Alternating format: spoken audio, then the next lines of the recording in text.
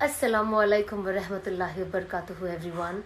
Well, हम सब जानते हैं कि अल्लाह हमें एक ऐसी रात की तरफ लेके जा रहे हैं जो बहुत बरकतों वाली, फजीलतों वाली है और जो बहुत अहम है। जी हाँ, शाबान की रात की तरफ। और ये 15वीं शाबान की जो रात होती है ना, ये बहुत अहम होती है और इसमें बहुत सारे रीज़न्स होते हैं, जिसमें से सबसे अहम रीज़न ये है कि इस दिन हमारी जो पुरानी बुक होती है ना पिछले साल की, वो क्लोज होती है और नई बुक खुलती है और उसमें हमारे लिए आने वाले साल में क्या क्या नेमतें, क्या क्या हमारी ज़िंदगी कैसी होगी वो लिख दी जाती है। अब उसमें हमारी मौत भी लिखी होती है, उसमें ज़िंदगी भी लिखी होती है, रोज़ी लिखी होती है, बीमारी लिखी होती है, खुशी लिखी होती है, या कोई गम होता है, कोई आफत होती है, हर चीज़ लिख दी जाती है। तो हमें कोशिश करनी चाहिए कि जो 15वां शाबान है, सबसे पहले हुजूर पाक सल्लल्लाहु अलैहि वसल्लम उस दिन रोज़ा रखा करते थे, तो हमें कोशिश करनी चाहिए कि हम रोज़ा रखें, ताकि जब अल्लाह पाक हमारे उस नए बुक में हमारे लिए लिख रहे हो, चाहे जो भी फ़ैसले हो, हमारी ज़िंदगी के हो या हमारी मौत का फ़ैसला हो, हम रोज़े में हो। हमें ये कोशिश करनी चाहिए और कोशिश करनी चाहिए कि उस दिन जितनी इबादत कर सके, ख़ास तौर पे अस्तगफिरुल्लाह और तौबा कीजिए, बिकॉज़ यू नेवर नो कि आप आने वाला साल देख पाओ या नहीं। क्योंकि पिछले साल जब 15वीं शाबान थी, आई डिसाइडेड कि मैं अपनी ज़िंदगी चेंज करूँगी और मुझे मेरी ज़िंदगी वैसी नहीं चाहिए। और मैं चाहती थी जब अल्लाह मेरे लिए नई बुक लिखे इस साल, तो वो मेरे जो पुराने गुनाह हैं उन सब से मैं दूर चले जाऊं और नई ज़िंदगी की शुरुआत करूं तौबा इस्तगफार से, और तौबा करूं कि अब मैं ये चीज़ों से दूर रहूँगी और इंशाल्लाह कोशिश करूँगी कि इसमें मैं डटी रहूँ।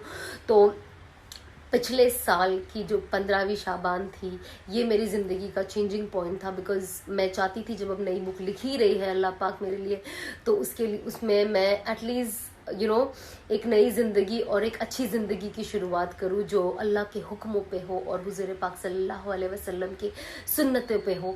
तो मैं भी यही आप सबसे कहना चाहती हूँ कि अल्लाह पाक बहुत रहीम है, बहुत करीम है, अज़मत वाले हैं, लेकिन हमें कोशिश करना चाहिए कि हम जितना सही रास्ते पे चले उतना हम सबके लिए बेहतर होगा।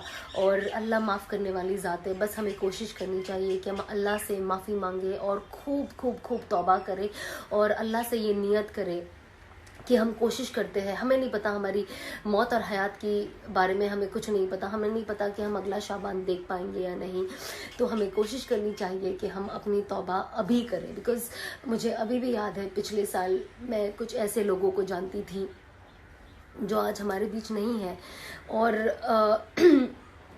ये चीज़ हमारे लिए एक बहुत बड़ा सबक है।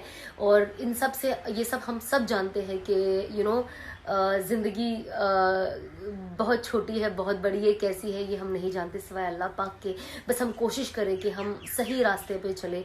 और माफ़ी हर किसी के लिए अल्लाह ने तौबा रखा है। तौबा ऐसी कि हम कोशिश करें और उसे नहीं करने की कोशिश करें। हम इंसान हैं, हमसे गलती होती है, हम बहुत गुनाह करते हैं और माफ़ी के लायक भी नहीं होते, कुछ ऐसी चीज़ें होती है, लेकिन अल्लाह रहीम है, अल्लाह करीम है और इंशाल्लाह अल्लाह हम सब के गुनाह माफ़ कर देंगे। कहते हैं ना, इस रात हर किसी की बख्शिश है सिवाय दो लोगों की।